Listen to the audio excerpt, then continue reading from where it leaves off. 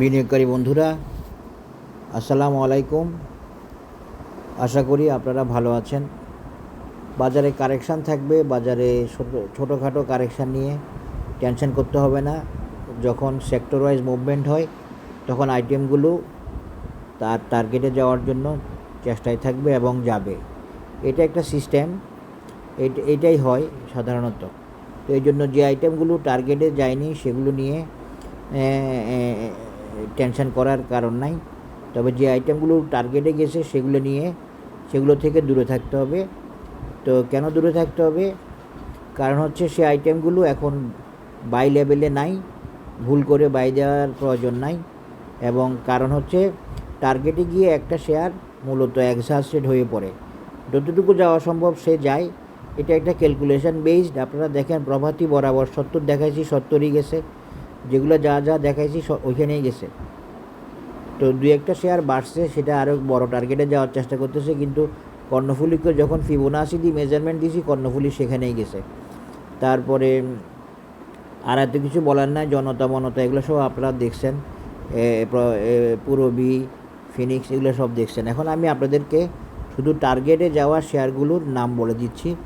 আপনারা আশা করি আপনাদের কাজে লাগবে, সাথেই থাকেন। আর আমার অ্যানালিসিস ভালো লাগলে অবশ্যই আপনারা শেয়ার করবেন এবং সাবস্ক্রাইব করবেন আশা করি। যেমন ধরেন বিএনআইসিএল টার্গেটে গেছে, এটা আমি আপনাদেরকে আগে বলছি এবং রেজিস্ট্যান্স দেখা দিয়েছি, ওইটা পার হলে পরে নতুন এন্ট্রি। তারপরে ক্রিস্টাল ইন্স্যুরেন্স অনেক আগে টার্গেটে গেছে, এখনও কারেকশান শেষ হয় নাই, এই কারেকশান শেষের দিকে আছে ক্রিস্টাল ইন্স্যুরেন্স। তারপরে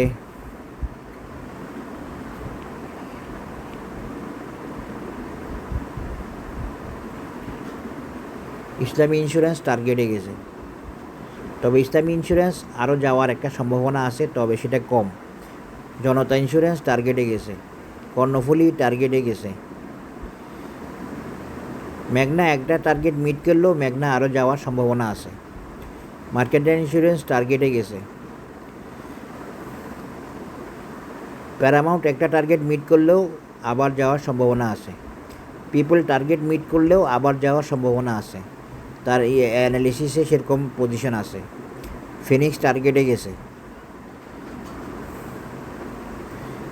প্রভাতী টার্গেটে গেছে, পূরবী জেনারেল টার্গেটে গেছে। সে যে গেছে আর যাইতে পারে নাই। আমি বলছি যে টার্গেট মিট, অ্যানালিসিস ওকে, এরপর থেকে আর যেতে পারে নাই।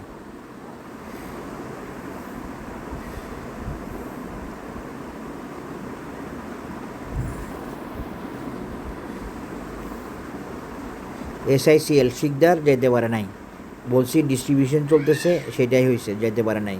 শিকদার ইন্স্যুরেন্স টার্গেটে গেছে, সোনার বাংলা টার্গেটে গেছে, আর যাইতে পারে নাই। আর টাকাফুল একটা টার্গেট মিট করলেও টাকাফুল সামনে যাওয়ার সম্ভাবনা আছে।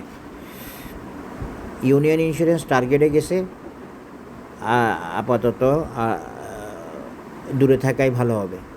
আশা করি বুঝতে পেরেছেন আপনারা। এটা আপনাদেরকে একটা টেকনিক্যাল সাপোর্ট দেওয়ার জন্য জানালাম। আপনাদের ইচ্ছা ফলো করা না করা, মানা না মানা, বাই সেল আপনাদের ইচ্ছা, আপনাদের সিদ্ধান্ত। আমি টেকনিক্যাল পয়েন্ট অফ ভিউ থেকে যে শেয়ারগুলো আমার অ্যানালিসিসে টার্গেটে গেছে সেগুলো এখন শেয়ার করলাম। এই শেয়ারগুলো আবারও যাবে টার্গেট মিট করার পর। কারেকশান শেষে টার্গেট মিট করছে, তাই কারেকশান শেষে আবারও যাবে ইনশাল্লাহ, একটু সময় লাগবে। আশা করি বুঝতে পেরেছেন। সবাই ভালো থাকবেন, ধন্যবাদ, আসসালামু আলাইকুম।